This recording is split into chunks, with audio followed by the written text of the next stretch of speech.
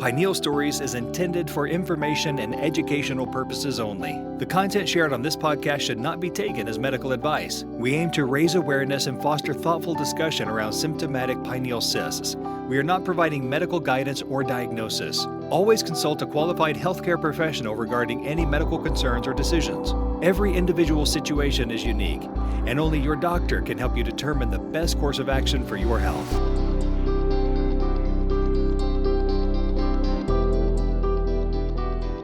Hey everybody, thanks for joining us again. Today we're here with Glenda, who's going to tell her son's story.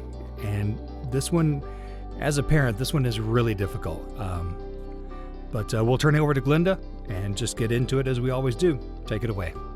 Hey, my name is Glenda Brown. I'm from Cleburne, Texas. I have an 11-year-old little boy who has 2 cysts in his brain. He has one's called a pineal gland cyst, and the other one's called a cavum septum pellucidum cyst, which is also a CSP for short. We actually found the cyst whenever he was 5 years old. And how we found it was he was having some speech delays, and I was really concerned when he was 5 because he wasn't on target for his age, age, and he just seemed like he had like developmental delays. So I went to his PCP, and they suggested that we go to the neurologist at one of the children's hospitals close by. I don't know if I was supposed to name the name or not, but that's up to you. We often do. The only thing that we did was when we had a real problem with a particular doctor in Cleburne, Texas, we did not mention her name because we did talk about the relationship there. Well, But as far as, I went to this treatment center and they didn't do anything, I think that's okay. okay. Well, it was Cook Children's who we went to, and that neurologist, they actually found these 2 huge cysts in his brain, and they told me about it over the phone, which I found that it was kind of, why would they tell me something like that over the phone? Well, they sent my son to a neurosurgeon there at Cook Children's, and he agreed to follow the cyst for about maybe 1.5 to 2 years. And after that, forgive me if I start crying. We have been through a lot. We understand that. We do. My son is going through a lot. The doctor, about 1.5 years after he followed the cyst, he said that he didn't need to follow it anymore because these type of cysts don't cause problems. Well, I wasn't comfortable with that because the cyst is like 1.3 centimeters, the pineal cyst. The other cyst is 6.2 centimeters. So he's got these 2 large cysts in his brain, and one of them is getting bigger. And anyway, I wasn't comfortable with the opinion of just stopping the MRIs. Because the doctor flat out told me these cysts don't cause problems. So I went to Cook Children's Health then, and we saw another doctor there. And he agreed to follow the cyst, a little bit longer, a couple more years. He followed the cyst. Meanwhile, the cyst was stable, but my son continued to have these symptoms as he's gotten older. He started waking up one day, and he couldn't see. He literally couldn't see. He was walking down our hallway, and he grabs the wall and he says, "Mama, I can't see." And he stumbles, and I take him to the couch, and I'm thinking, he has a headache. I'm putting these cool rags on his head and trying to, and his eyes to try to get him to where he can see again. It took him like 30 minutes before he could actually get his sight back. And so I called the neurologist, and of course they blew it off like it was nothing. And I kept going back to them. Every time he was getting new symptoms, I was telling them, look, the cyst is causing the problems. And they kept telling me and arguing with me, no, the cysts don't cause problems. Well, he's got speech delay. He was actually at the point to where he was actually even at times urinating on himself, and he couldn't feel it. And that's kind of resolved, but he's got to where he was seeing things upside down. I went to literally, he was doing his homeschool work and he like shakes his head and says, Mama, everything is looking upside down. That has happened like 5 or 6 times. At one episode, I had he went 11 hours with having where he couldn't see, and everything was like upside down to him, where he wasn't seeing the right way. Everything was upside down. I took him to Cook Children's, and of course they denied anything going on with the cyst. They said that he just had headaches, and I said yes, he has a headache, but what's causing an 11-year-old kid to have a headache? And his pupils will even fully dilate to where you can't see the color of his eyes, and then they'll go back to size, or then one of them will be like bigger than the other one, and he'll have even behavior issues to where he'll like literally grab my wrist or my arm sometimes and dig his nails into my arm, and you could literally see the pupils in his eyes just like fully dilated, and he doesn't even know he's doing it. And he'll like shake his head and rub the back of his head, and you can just see the pain in his head and his eyes. And he's even told the doctor at Children's Health, the neurosurgeon that agreed to follow the cyst for a little bit until he just dumped us about in April. All of a sudden he said, I don't need to see him anymore. I don't believe the cyst is causing problems. My son sat there and told the doctor that he was seeing things upside down. His vision is blurry. He's got pressure in his head. He can't see very good at times, but yet they totally dismissed him. And so then we ended up going to another neurosurgeon in December in Temple. They have a children's hospital there, the McLean unit. And at first he was like, yeah, I think the cyst might be causing trouble. And then whenever we went back to him on the next appointment, he said, no. He goes, I actually don't think the cyst would cause problems. These type of cysts don't cause problems. And I'm like, you got to be kidding. How he's going through, I mean, he's got learning problems. He's got auditory processing disorder. His eye doctor in Fort Worth says that he does think these type of cysts cause problems. He even sent the neurologist a letter saying, and findings where he found information and literature where these cysts can cause problems. And that neurologist still dismissed him and dismissed my son. And he can't sleep at night. At times he's just like, he just, you can tell he's in pain. And I just want the doctors to listen. I mean, I have an 11-year-old kid that cannot go to public school because he's got these 2 cysts in his brain. One is the size of an egg, and it's horrible. I mean, he's got low muscle tone, and I know all of it has to do with the cyst. Even the behavior part of it has to be, because how can it not when you got something that big or even something abnormal in the brain? It's gonna cause problems. Wow.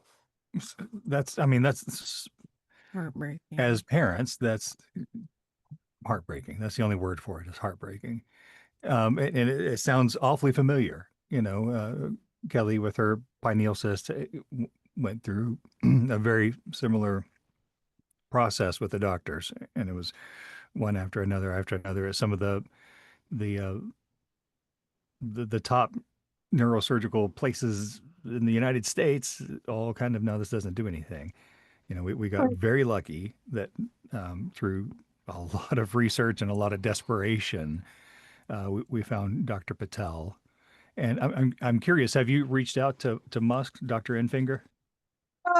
I'm going to, as soon as I can get all of my son's MRI images, I'm going to talk to her and see what she thinks we need to do.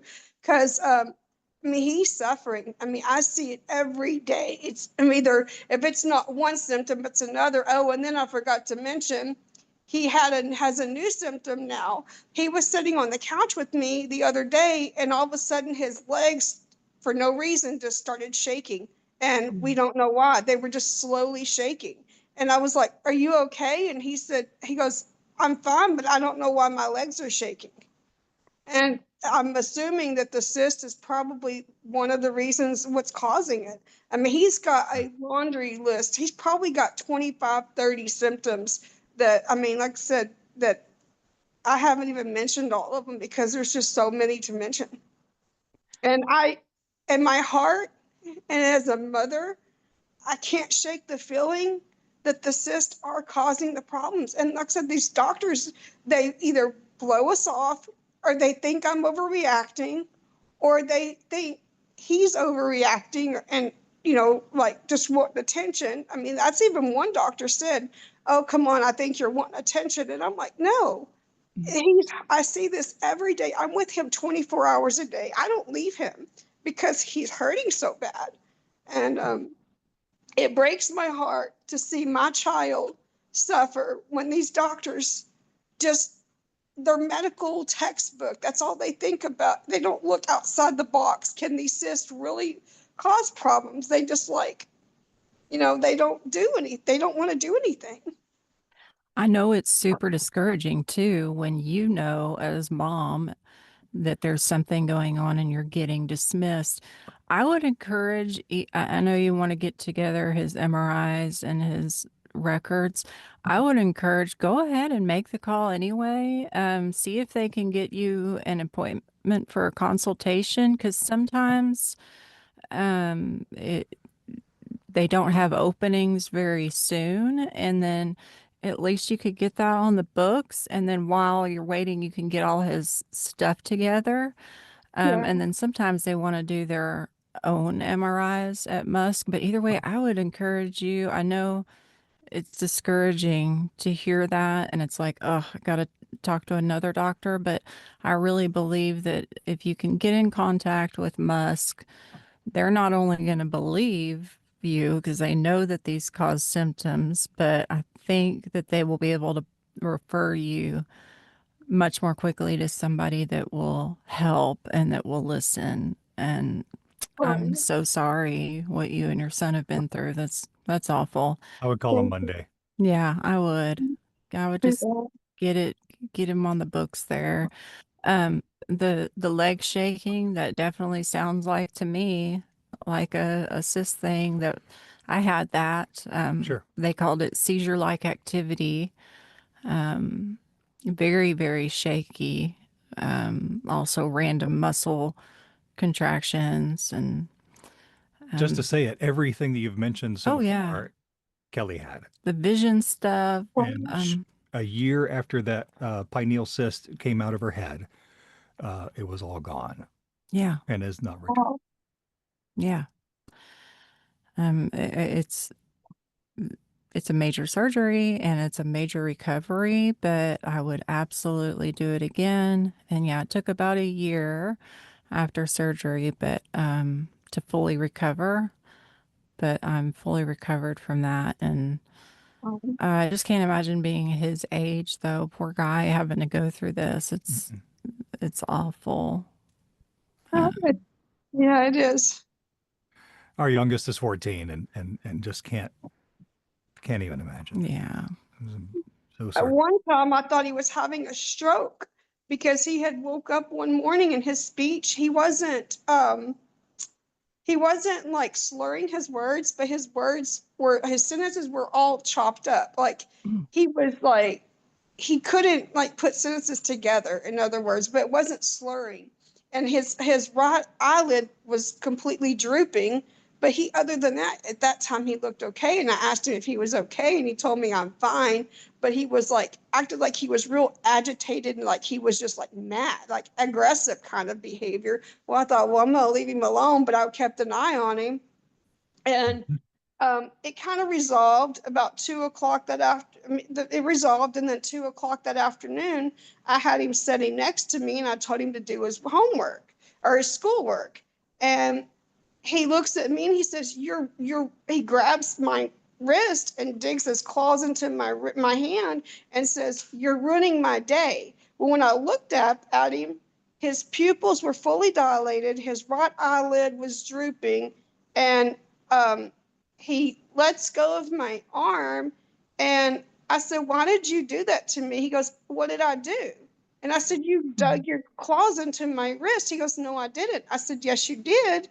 And he grabs his head and he says, "I have a headache." Well, I go give him some Tylenol, children's Tylenol, and he said it helped. And like 30 minutes later, I'm scrolling through my Facebook and everything, looking, on my Facebook, and he all of a sudden grabs his head and starts screaming. I drop my phone, jump up, and his pupils again are like fully dilated. His right eyelid is drooping, and he says, "My head, my head." And literally pulling at his hair because his head is hurting so bad. I call the neurologist at Cook Children's, and of course they tell me to bring him in. I bring him in, and they did say that his speech was off and his right eyelid was drooping, and they watched him for a couple hours and then they sent him home. But they they didn't do anything else for him. And just like children's, they just don't do anything. Oh man. When he has these we call them episodes. When he has these episodes, um, can besides the eyes being dilated, do you physically just looking at him know that it's happening, or is it kind of a surprise? Um, how I know it's whenever his pupils are fully dilated, that's whenever he sees his behavior just like is like aggressive with me, or Okay. he'll be like complaining with his head hurting. I know he's hurting when I see the pupils fully dilated, and how I know that it's kind of resolved, the pain resolved, is whenever his pupils kind of go back to size. Then I can tell. And the other day, he had one pupil that was completely fully dilated and the other one was normal, and I knew he had a headache. Like I could tell he wasn't complaining with it, but you could just see the pain in his eyes, how he was hurting. And it resolved itself, but he's just miserable, I can tell. And um he's just, like I say, he's got developmental delay because of the cyst, like the learning issues, the auditory processing disorder. And the audiologist at Cook Children's even said her belief is the cyst is the cause of his auditory processing disorder. Hmm. And it seems like all the doctors that he sees are agreeing with me, except for the ones that really need to agree with me, the neurosurgeons. And I find it odd that they actually agree with me, but the neurosurgeons are like, "No, we don't think the cyst is causing problems." Even the neurologists, they don't think that. It's but his PCP, even his ENT told me that she thought that the cyst was causing problems. Um, so as you're going through these, what treatment options have been offered? What have they tried? The only thing that they told me to do was give him children's Tylenol and to give him caffeine when he has a headache and a cold drink and put him in a dark room. That was all that was offered to us as far as treatment. Nothing else. They haven't told us anything else. Wow. So that they really just don't believe that any of this is happening, even though it's right in front of them. It's Right. my gosh. Definitely call Monday. Yeah, call Musk Monday. Yeah. And we're not trying to do an ad for Musk, by the way. No, I'm You just saying, I'm feeling but terrible for this yes. mama who's having to watch her kids suffer and being told that this isn't causing. I mean, I know it. that's I cry, frustrating. I cry because I see him struggling. I mean, even his handwriting, he can't even hardly write his name. And it's not because I'm failing to do homeschooling, because that's not what we're doing. his brain and hand coordination, he can't seem to get that brain hand coordination. And I know it's the cyst because I feel like it's probably putting pressure in there. He doesn't have hydrocephalus, but it can still put pressure on parts of the brain. And I've even told the doctor that, and they're like, "How do you know this? You're not medical." And I'm like, "I know this because how can it not?" And I fought with the doctor, the neurosurgeon in Dallas, um, when he told me that he did not want to see my son anymore because the cyst wasn't causing problems. I sat there and I looked him in the face and I said, how can you sit there and say that these cysts are not causing problems? He goes, "I just know." And I said, "Well, how do you know?" He said, "Well, I went to school for this." And I said, "But you're not thinking outside the box." I said, "You don't, do you have a cyst in your brain?" He said, "No." I said, "Well, how do you know my son's not hurting? How do you know that the cyst isn't causing problems?" He couldn't answer me. He dismissed me. He goes, "Well, I have another patient. I have to go." So he pretty much pushed us out of his office. And my son sat there just moments before that telling the doctor that his head has been hurting. He's getting pressure in the middle of his brain, in the middle of his head. He even said brain. He said, "My brain hurts." And that's what he told the doctor. And the doctor said, "You can't possibly be hurting from having a cyst." He said, "It's probably a migraine." And I said, "I agree with you, it's a migraine, but how can an 11-year-old kid be getting migraines? There's a reason." I said, "It's a cyst." And he just dismissed us. He said, "Well, I got another patient." He just politely pushed us out the door, and that was it.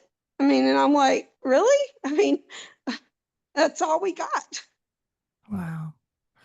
Yeah. So from our experience with Kelly, the symptoms you've listed so far all came from not the size of the cyst, had nothing to do with it. It was the chemicals that are produced by the pineal gland when it's cystically enlarged. What we were told is it'll create melatonin, but it's not exactly melatonin. It's a little bit off, and it'll create these hundreds of other hormones That they're studying. They're that they're trying to figure studying. out what it's creating. And Yeah. each one of them, has a counterpart that's real, but these are just a little bit off. And so that goes into your brain and that's why it takes a year after the surgery for all the symptoms to go away because the chemicals are still up there. And so the hardest year that we had was the year after Kelly's surgery because I occasionally, in the beginning, occasionally had my wife back, and it was awesome. And then she was gone again, and so every time I got her back a little bit longer, and then her last one only lasted a couple of hours. It was in October of last year, and she's been back since. So there is hope, but Right. you just, my gosh, Yeah. so this is really bothering me because I've heard so many of these stories about adults. But Would think, yesterday, we had a pediatric patient mom on, I think her and daughter was today, 16 when she had the surgery, or 16 when they discovered it. no, they discovered it when they were like little girls, and then Sure, surgery Nadia at had the 16, surgery. I Yeah, think. Yeah. yeah. Anyway, so it's just so disheartening to hear these stories because And I'm not understanding, how are the neurologists explaining two different pupil sizes? That is neurological. How else is that happening? I mean, I don't understand what they're attributing that to. That's not normal, you know? No, it's not And it's normal. not And I even can't normal tell. for an 11-year-old to be getting so many headaches. That's not normal. Um, that And seeing things upside down too. yeah, Like Oh he kept yeah, the telling vision problems, me, the losing sight for a little bit. I did lose sight. I do remember now thinking back. I only remember this because it was scary. I remember not being able to see, and also my eyes hurt really bad for some reason. That that's just I can't even imagine. I'm so sorry. That's awful and frustrating, and no kid should be having to go through this. And how can a doctor say that an 11-year-old boy wants come on. Wants That's attention from a neurosurgeon. from a nurse. You That's know, they're heroes. ridiculous. Right. That's ridiculous. Mhm. That's crazy. And the That's sad part that broke my heart was when we left that neurosurgeon's office after he pretty much kicked us out of his office. My son looks at me and I'm sorry, I'm going to cry. Um, Okay. he says, Mama, please don't ever give up on me. Please Oh, continue to fight for me. And I said, I will never stop fighting for you. oh. Well, good on you, Mama. Keep advocating, and that's another similar thread in all of these stories is the patient having to advocate, having to unfortunately advocate for themselves, and they're what they're being taught is incorrect. It's just false. These can and do cause symptoms, sometimes Yeah, they do. incredibly debilitating symptoms in which the person doesn't have a quality of life anymore. And it's unfortunate that this isn't more well known, but your story, your son's story is actually going to help change that these stories are getting out there, and hopefully one day the norm will be, yes, I believe you. You know, these do cause symptoms. Right. Obviously, let's get to the bottom of everything. Let's make sure there's nothing else going on too. But if if you if you've got a healthy person and the only thing wrong with them is something in their brain, what else could it be, you know? And thank God that Dr. Patel took a chance on that patient zero when he did, and all of her symptoms resolved. Because even he admitted back then he was of the mindset just like everybody else. I mean, he was taught that these probably, you know, probably is not yeah. causing all of these issues. When we first met with him, that's one of the things he's told us is that, you know, a few years ago, he would have told us the same thing. No, these don't cause issues. Yeah. But he was talked into, I believe, by a medical student, talked into trying because this is somebody that they were aware of to some degree. They knew this person and could see it. They Her could life see had the change, deteriorated so much. and Yeah. that made it worth just trying.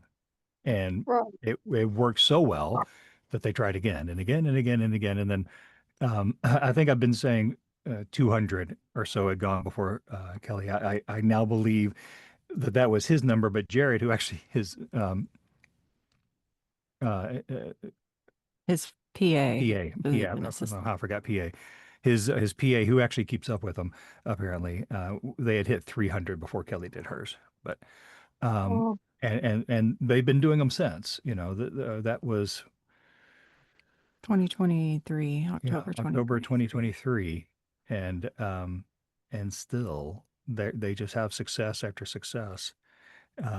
And by the time people hear this, they will have already heard the interview with him, which we're going to be doing um, in 3 days. In Yeah. 3 days, we're actually interviewing Patel for this, so that's going to be awesome. Um, but I'm sorry, I just rambled on there for a minute because I'm having a very difficult time with this. Nowhere near what you're going through, but any parent can empathize and put themselves in a situation like that. Just and especially someone who's seen what it does to an adult, and just imagining Ugh. a child having to go through that and not being listened to. That's awful. yeah, I feel like he's losing his childhood or he's getting robbed of his childhood because he can't do some of the things that these kids without the cysts can. Like they told him, his PCP told him no contact sports of any kind. I have to be a little overprotective with his head. Like if he was to fall and hit his head really, really hard, what will happen with the cyst? I have to like keep a close eye on him. He just I have to just make sure he doesn't hurt himself or and like I say, he can't go to public school because of the cyst, and he can't focus. His concentration at school is homeschooling is very limited. I have to be very patient with him when he gets um, to do one subject, and after about 10 or 15 minutes, he can't focus anymore. He has to stop, take a long break, and then he's back trying to do another subject, and it's the cyst. I blame the cyst for everything that he's going through. I blame the cyst for everything. And I told the doctors that. I said, I blame the cyst. And they're like, you can't blame the cyst. I said, well, what else am I going to blame it on? Have they offered any like that's what I'm wondering. What are they thinking then? What is their reason for these clear neurological symptoms that he's been having? The pupils changing, the headaches, the shaking, even the behavior change, by the way, where he doesn't remember doing that. That was a familiar thing with me too. Whenever I would have an episode, Michael would tell me things that I did, and I believe him because he's my husband. I don't think he's going to lie to me, but I'm also in disbelief. I'm also like, I would never do that. What do you mean I did that? What are they saying that could be Well, causing all of they're this? they're saying that he needs to see a psychologist. And Mm, I said, no. I said, my son's not crazy. yeah. One of the neurologists in Cook Children's, we left him and went to the one in Temple, which I mean, she's better than the one at Cook's, but she still doesn't believe the cyst causes the symptoms. But uh, she's better than the one like at Cook's. The neurologist at Cook said he needs to see a psychologist because he isn't hurting from the cyst. He's stressed out. It's anxiety. I'm like, Mm, I said the cyst is there's other symptoms besides the behavior, like he's actually having physical symptoms like the eyesight, the yeah. not being able to see, and they won't listen to me. Well, They think that sorry, go ahead. I was just going to say that they think that I'm just this mom, like I said, that just don't just bringing him in there, and Right. but Well, we had somebody tell us the same thing. Oh, it's just anxiety. Oh, mhm. she just, Started out that way. yeah. She needs to go into a psychiatric hospital at one point, is what I was told, or my husband was told. I don't remember this, but Yeah, he I was was. told by the doctor in Cleburne to take Kelly from that office to Fort Worth to an institution and sign her in. I didn't do it because I knew there was something else to it. Um, we that was actually very, very close to the time where we found Dr. Patel, fortunately. And then, it still took a while. My wife was going through breast cancer at the same time, and there was a delay in treatment of one Yeah, thing we had to in get that favor of the done. other. So it was just a long road. And, the episodes that we talk about with Kelly, those are the ones like where your son was grabbing you and not remembering. She did that for one of her episodes lasted almost 2 years. There would be glimmers of her occasionally, but that was about it. And it started out with, I had no idea what was going on. It was just like out of the blue, crazy kind of things happening. And those were spaced out and they got closer and closer together. And then by the time we got into the real heart of it all, it was 2 years of her hardly ever being here. So I was married to a different person for quite a while. And And I it's lost all that time because I miserable. don't remember it. Yeah, for her, our youngest went from 11 to 13, like Yeah. that. So Oh, golly, I'm sorry, 10 to 13, 2.5 years. Anyway, it was a long time and it was a long road. And your son, I hate that a child is on that road. That's Do, just, do you have the contact information for MUSC? Because if not, we can. I can get it. I think I have it. I know it was on Facebook. It was on that Pineal cyst group. Yeah. Yes. And we're actually linking that. There's a list of doctors who, um, while Patel is really the only specialist we have in the United States, the person who specializes in this, there is a list of neurosurgeons who take it seriously and will also do it. Whereas his numbers are in the 4,500 now, they're in the 4, 5, 10, 12, but they've done it and will do it. And so that list is actually going to be on the podcast website, which is pinealstories.com. After we finish this interview, I'm going to go do some editing on the website and put it out there. So if you can't dig it out of the Facebook group, it'll We can be under send, resources on pinealstories.com. And if, or reach out to us and yeah, or reach out to us. we will help you because Appreciate that. Because there's a lot of doctors that and pediatric neurosurgeons are more willing to do this, believe it or not, than the ones who usually. treat adults.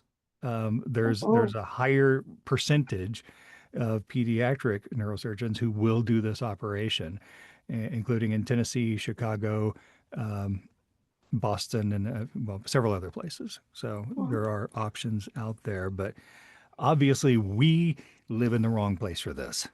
Yeah, Texas, my gosh, it's been so hard and to find, and I'm so sorry about your all too familiar story, unfortunately. But your son deserves to be heard. You deserve to be heard, and he deserves to get help for this because, yeah, he doesn't. He's 11. He doesn't. It's awful that he's having to suffer with this. Horrific. Yeah, no, I just can't wrap my head around that. This attention seek. What child wants to go see a neurosurgeon? There's Superman, there's Batman, and there's a neurosurgeon. Those are my heroes. No, Also, no. you know your child. I mean, you can tell when your kid is just, Right. attention seeking or whatever, and it's just, I was pretty wild. upset when they said that. Uh, Um, you handled it well. And I don't know any kid that likes going to any doctor. No kid is like, yeah, mom, that sounds great. Let's go. If the kid is excited about going to the doctor, there's probably something wrong. They're probably wanting help. I think that if I had been in your shoes, as we walked out of the building, it would have been myself and our child and Kelly and 3 or 4 security guards. Yes, I can picture this. It's Yes. awful. Mm-hmm. well, my fear is, probably shouldn't say this, that the cyst is gonna continue to get, the symptoms are gonna get worse, and he's gonna end up, I don't know, like, I don't know. I'm just scared something's gonna happen. And if I feel like if we don't get it taken care of soon, I don't know what could happen, and it scares me. I'm not saying it will. I'm just Right. scared for that. I mean, I mean, of course, I want to discourage you from going down that road and putting yourself through that. right. But as a parent, I get that that's not really an option. I understand that. I'm trying not to think that way, and I keep saying, maybe eventually some doctor will hear us, and before it gets to that. But I'm seeing, it seems like his symptoms are like, it's always a new symptom coming up. Like I said, this latest symptom is with the legs shaking. And that hasn't ever happened before. And he was like, say he was just sitting on the couch and his legs were just like trembling and shaking and trembling type. And I was like, what's wrong with your legs? He goes, I don't know.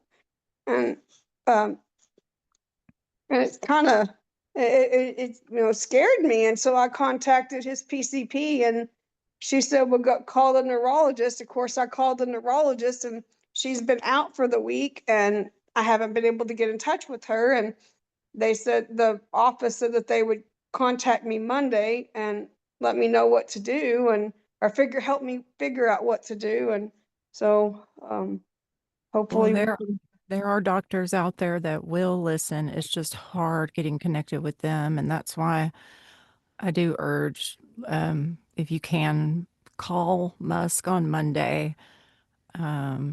Get Dr. Infinger's office on the line and Yeah. just tell them the story as Yeah. much as they're not going to, you can't tell them the whole story, but they Right. hit the keys, the high points, or I guess in this case, the low points, and just start that process because you Yeah. got to get on the list. I'm sorry. That sounded like I was giving medical advice, and I'm not, as the No, I disclaimer know, will I say at the understand. beginning of this episode. No, we just want you to But be heard yeah, by someone that understands and will listen to you and to your son. And from our experience, we do know that Musk will listen. And like I said, sometimes it's hard to get a quick appointment. So it doesn't hurt to call and just get on the books, get scheduled. Yeah. and if I don't know where you got the MRIs done, we know of one place in Cleburne that does them, so maybe that was it. And if so, they can upload those directly to Musk. And whoever did it should be able to. There's two systems used by Musk, and if they don't support either one of those, then just go through your patient portal and download them. And if you have any problems, reach out to me. I'm kind of a techie guy. Okay. I can help you with the process of downloading those yourself and then uploading them on the other side. So Mhm. Well, I got him done at Cooks, and then Children's Health are the ones that okay, where we've gotten them all done at. He's probably had 7 MRIs since age 5 on the cysts.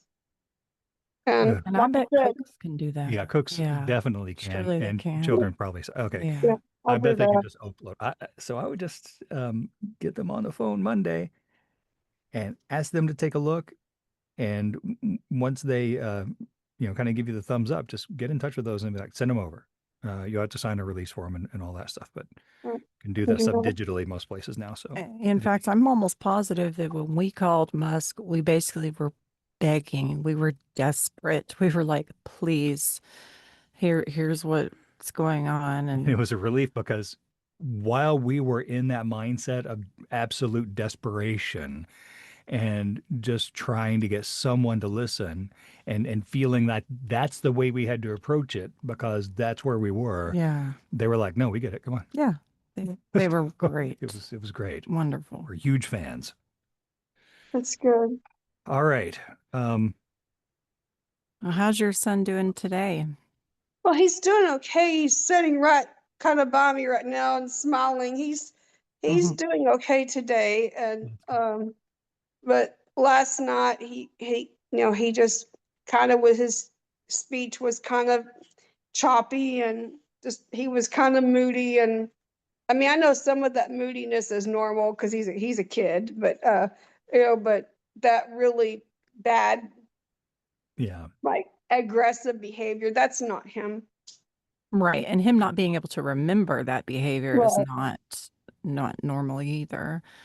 But I'm happy for a good moment, even if it's fleeting. But I know it can come and go in waves. We call it, like Michael said, we called them episodes. Um, oh man, Yeah. I just really hate that he's so young having to go through Me this. too.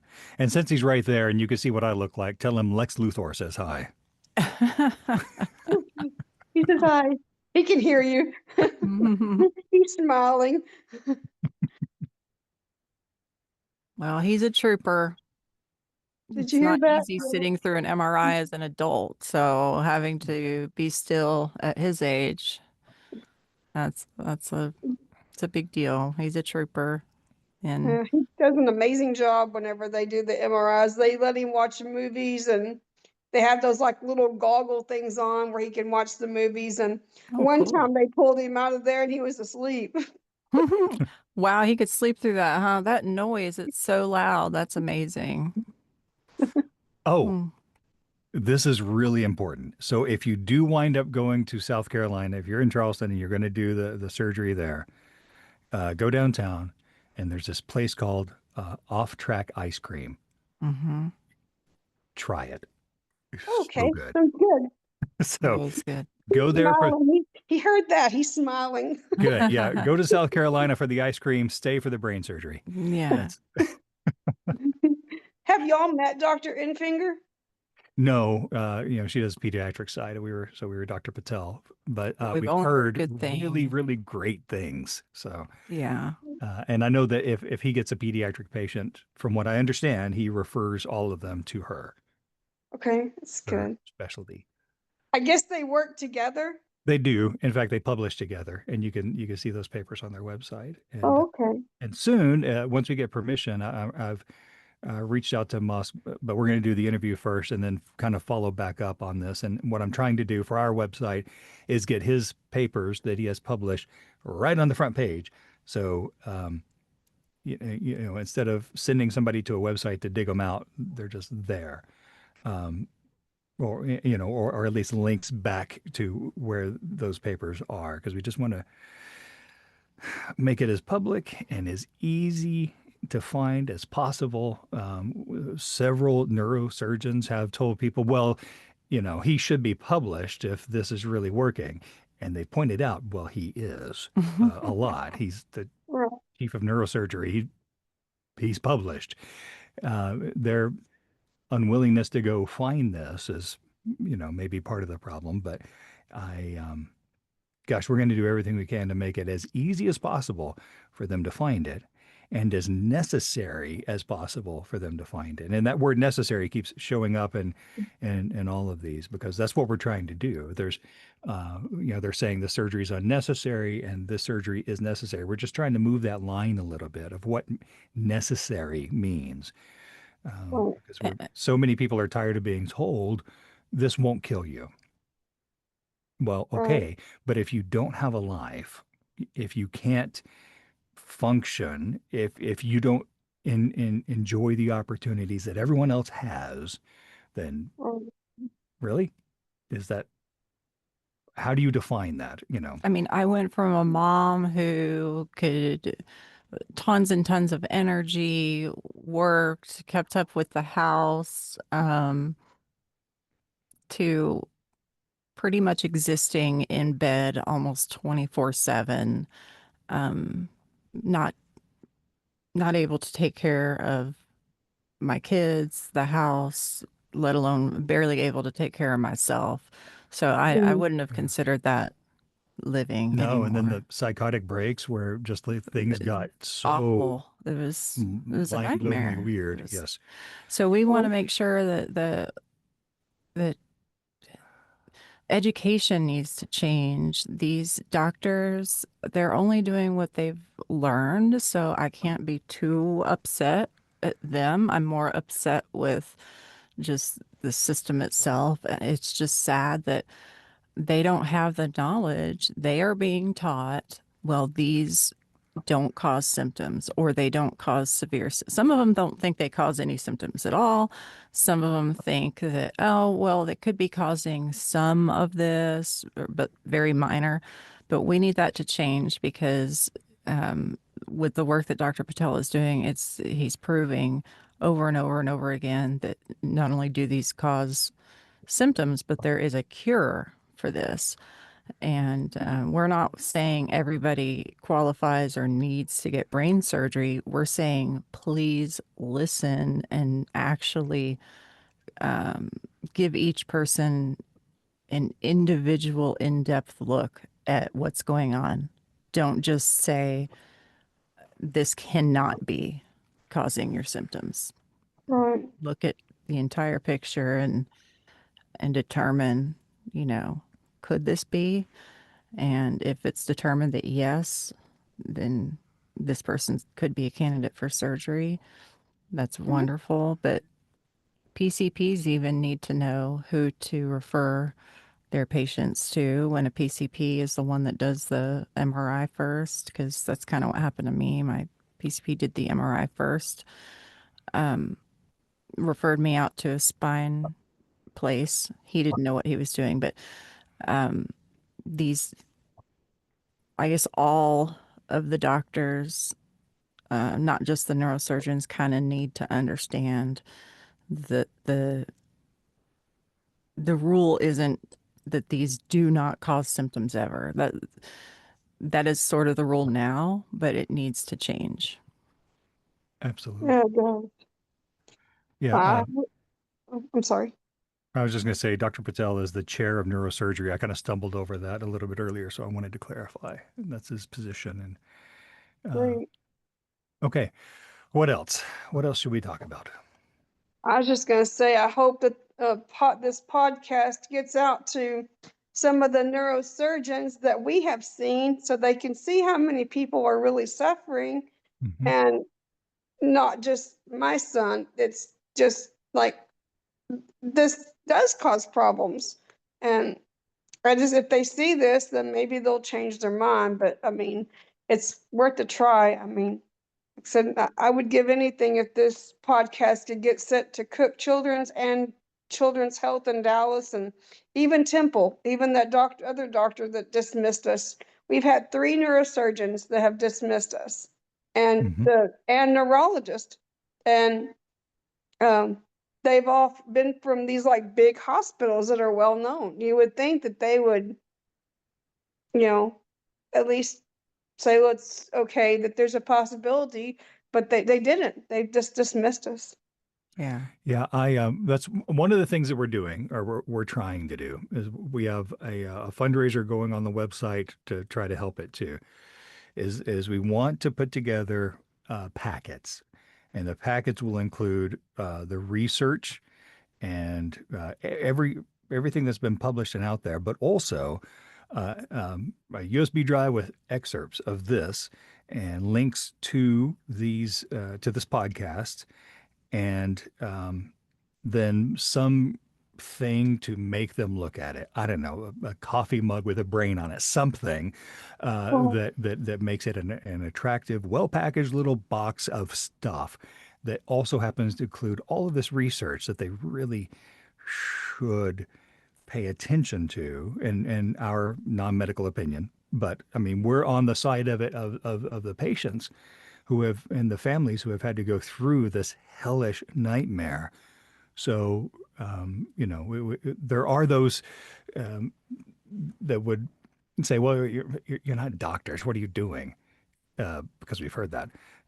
Well, no, but patients. This is not about the pride of a neurosurgeon believing that thing that they were told back in school is absolutely true, because science doesn't work that way. You question, you question, you question, and then when you learn something new, you change your approach, and then you keep questioning. And they're supposed to be scientists. There should not be any of them out there who are saying, well, this is the way it is. It's carved in stone. That's it. Because Mhm. that's well, just not the case. And so our side of it is the patient side, and telling these stories and getting this out there and just trying to get them to listen, which is also is going to include the media. We're having a heck of a time on the media side of this thing, but we have other avenues that we're currently well, pursuing. So we're gonna do our absolute best. well, I think y'all are doing an amazing job for, you know, my son and everybody else, that you're helping all these other patients and stuff that are desperately needing help. I mean, this is a wonderful thing that y'all are doing, and I'm, it just gets to my heart that y'all are taking your time and doing this for the people that need the help. Um, And it means a lot. And I want to thank you for that. well, we appreciate that a lot, but like Kelly, we've been through it. We We've understand. been through it for a long time in a very difficult way. If you ever listen to episode 1 and 2 of this podcast, you'll get a little glimmer of what that was like. And Warning on the rating of those. Might want to listen to listen with those. your kid. The, Uh, the episodes about me might want to listen to without, yeah. well, we're actually putting warnings on all of these because none of this stuff is for kids, except for those kids having to actually go through it. See, that just blows my mind again. Yeah. That's There might be some episodes that a parent can listen with their child, I would say, that they sure. wanted to listen to with their Well, child. this But one, for example. yeah, about a boy going through it. Yeah. Yeah, exactly. Okay. Well, thank you so much. Yeah. And please keep us updated on how he's doing and let us Well, know when you finally get an appointment with that doctor, because I think that's going to change y'all's lives. I think for just even having somebody say, I understand. Yes, these are real symptoms, and yes, this can be caused by the cyst is so validating, and it just hearing that, even if there's still some time in between getting actual help, that helps so much. Yeah. Right. Well, it does.